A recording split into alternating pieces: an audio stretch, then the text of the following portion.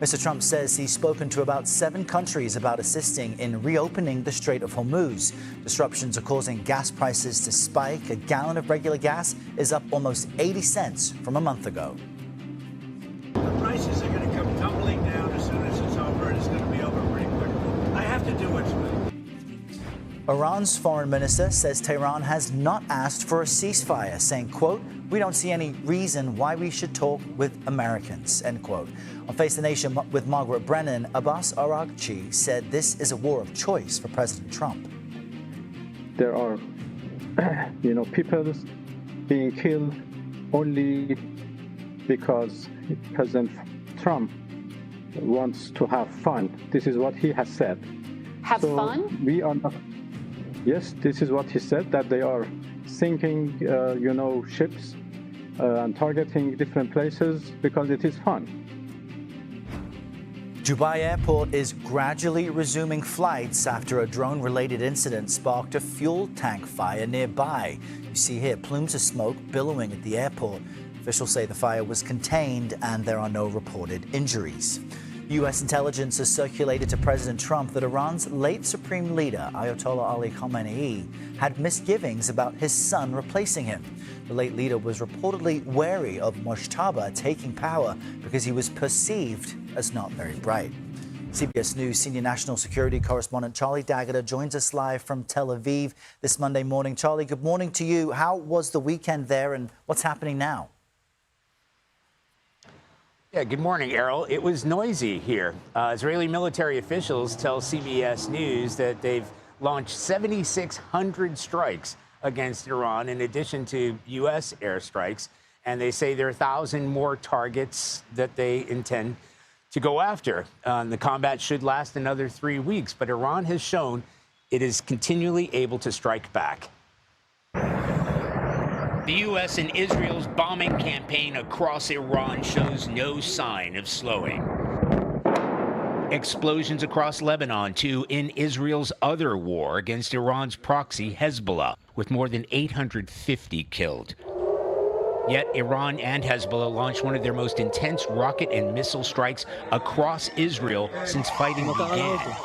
Despite claims by the Trump administration, the war has been won. Administration Iran's foreign minister dismissed President Trump's statement that Iran wants a ceasefire deal on Face the Nation with Margaret Brennan. No, we never asked for a ceasefire, and we have never asked even for negotiation. We are ready to defend ourselves as long as it takes. Iran has defied the bombardment, launching strikes on the U.S. Embassy compound in Baghdad.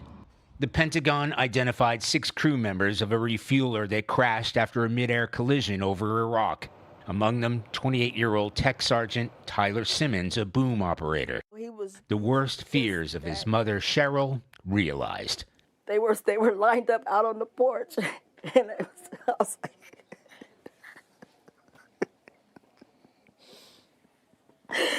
"You've got to be kidding me." Among the thousands more U.S. troops being sent to this region is a contingent of 2,200 Marines and an amphibious assault ship, which may signal a shift in the phase of this combat mission, giving U.S. military commanders more options. Errol? Yeah, an interesting detail there. Charlie, thank you very much. Turning our focus now to the situation in the Strait of Hormuz. The narrow waterway is critical to moving oil in and out of the Persian Gulf, as we've been reporting for weeks. Iran blocking it, and President Trump wants countries to help keep it open. CBS News foreign correspondent Imtiaz Tyab brings us more from a nation there on the strait, the UAE. Good morning. Well, it's extraordinary to think that the calm waters behind me are the site of one of the world's most dangerous standoffs, with President Trump now calling on U.S. allies to send warships here to break what he calls Iran's blockade of the Strait of Hormuz, where roughly a fifth of the world's oil normally flows. And this is what some of those massive oil tankers are facing.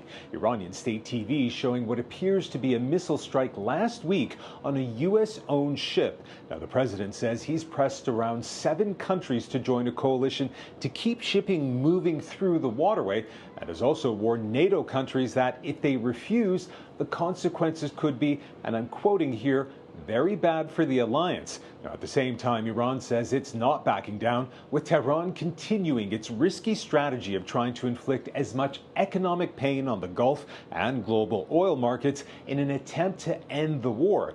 Now, in its 3rd week, oil prices have surged to around $105 a barrel as the economic shocks continue to be felt far beyond the Middle East.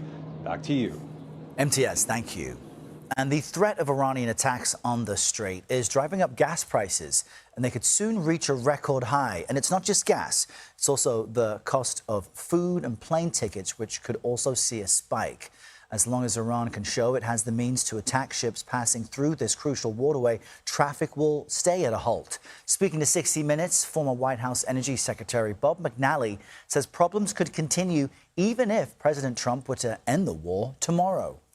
A supply disruption anywhere leads to a price spike for consumers everywhere, including here. We're seeing this trickle-down effect? We are. So when that mom in Des Moines goes to the store to buy food for her family, that food was grown with and transported by oil. And as those producers and growers of food react to and absorb these price increases, they'll be passed along to the consumer, to that mom in the store. So what's happening at the Strait of Hormuz today affects the entire supply chain? It does.